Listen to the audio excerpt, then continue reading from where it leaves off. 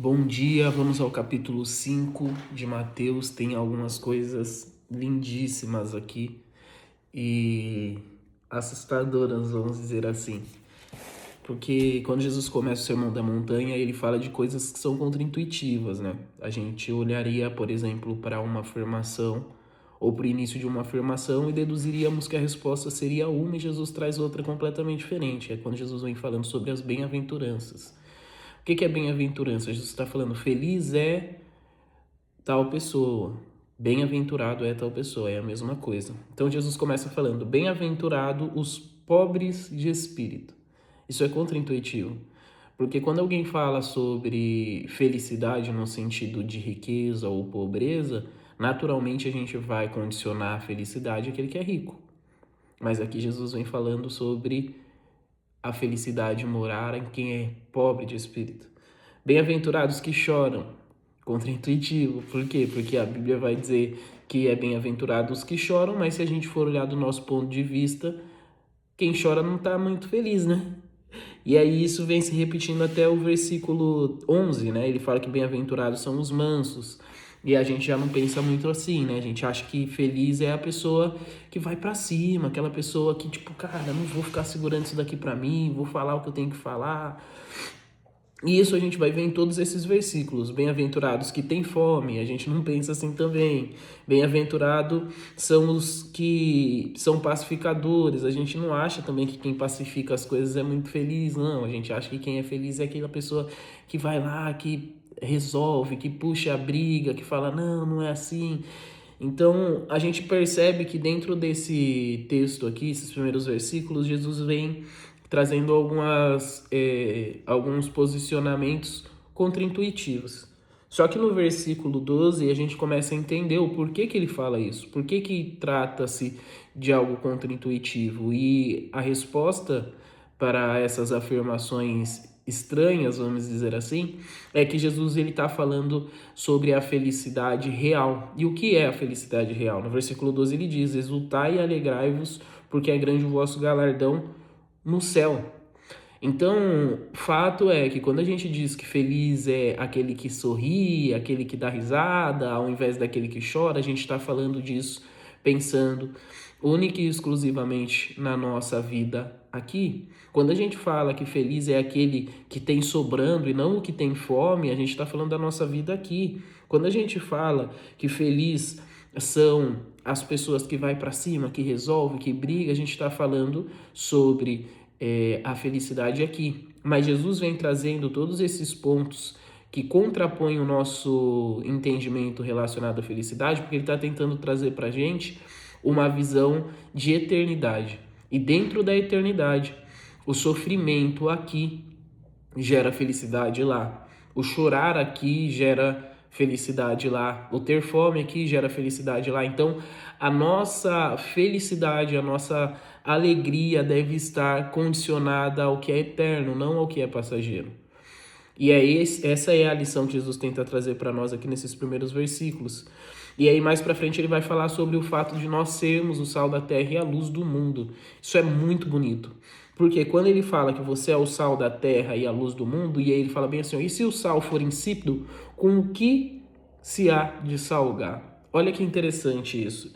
Jesus ele não está falando aqui sobre a falta de sal, sobre a ausência de sal. Ele está falando sobre ter sal, mas ser um sal insípido, ser um sal sem sabor. Aqui ele está falando com os discípulos e ele poderia estar falando isso para nós, porque se estende a nós essa fala de Cristo. Então ele está dizendo assim, ó, se o sal for insípido, com o que se há de salgar? Ou seja, se vocês cristãos perderem o sabor, perderem a finalidade, com o que se há de mudar as coisas que precisam ser mudadas, trazer sabor para as coisas que estão sem sabor. Entende isso?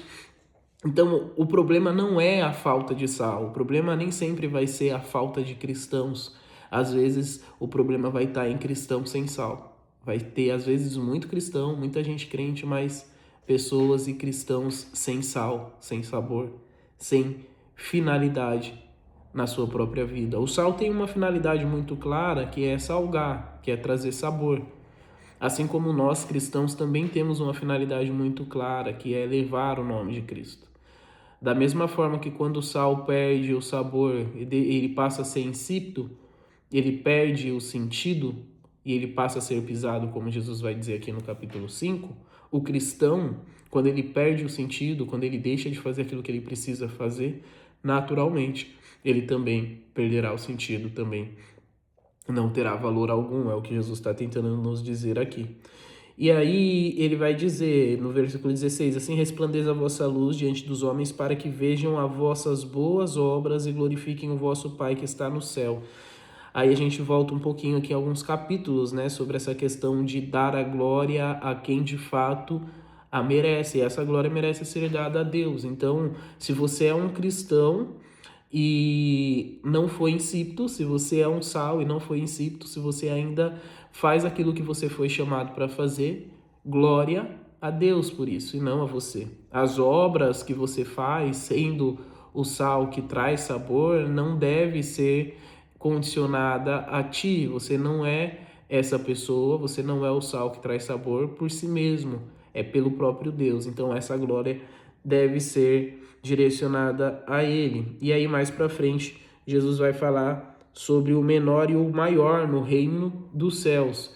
Entenda que essa questão do reino do céu é uma forma de exemplificar na linguagem que os discípulos entendessem. Então, a gente está falando de um período onde existia muita guerra, muitos reinos tomando outros reinos. Então, quando Jesus chega para eles e fala assim, viu, o maior no reino, o menor no reino, ele está falando o quê? Vocês entendem essa dinâmica de reino? Quem é o maior dentro de um reino? Quem é o menor dentro de um reino? E aqui a gente começa a ver novamente essa questão do contra-intuitivo. Porque ele vai dizer que qualquer que violar esses mandamentos e assim ensinar os homens será chamado de menor.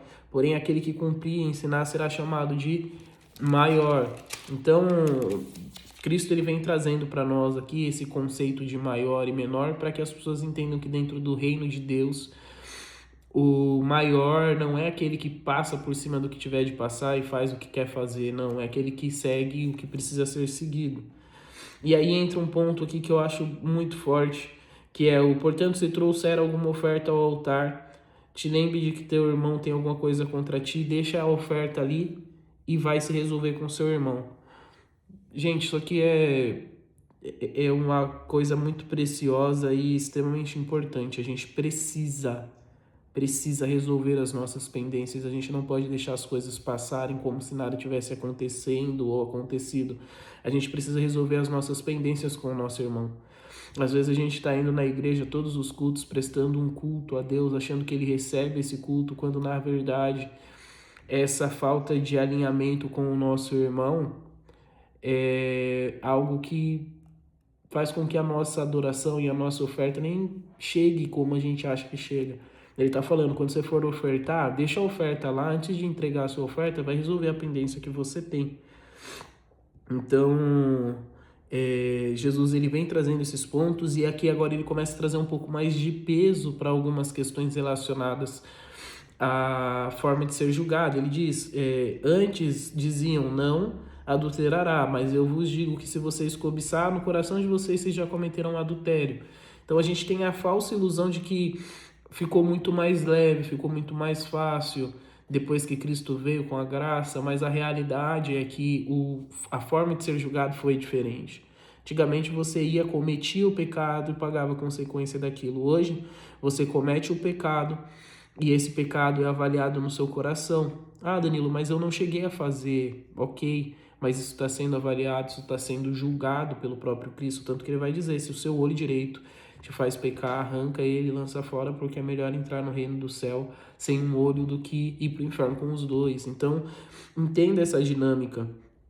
E é basicamente isso que eu queria trazer para vocês aqui. E mais uma coisa para a gente fechar essa questão contra-intuitiva. Eu, porém, digo, amai-vos os vossos inimigos, bendigam os que maldizem, faz o bem aos que vos odeiam, orai pelos que maltratam vocês e te perseguem.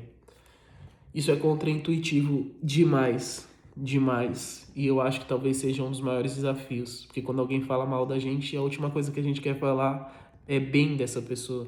Quando alguém nos maltrata, a última coisa que a gente quer fazer é orar por essa pessoa. mas é o convite de Cristo a nós como cristãos. É isso aí. Deus abençoe.